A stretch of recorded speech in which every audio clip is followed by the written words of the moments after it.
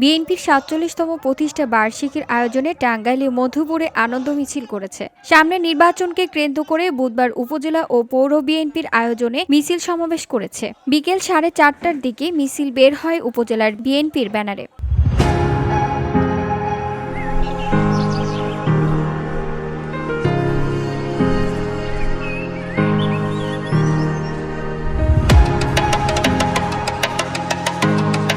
হাটখোলা নতুন বাজারের দলীয় কার্যালয় থেকে শুরু হওয়া মিছিলের নেতৃত্ব দেন কেন্দ্রীয় বিএনপির নির্বাহী কমিটির সদস্য ও মধুপুর থেকে একাধিকবার সংসদ নির্বাচনে প্রতিদ্বন্দ্বিতাকারী ফকির মাহবুব আনাম স্বপন।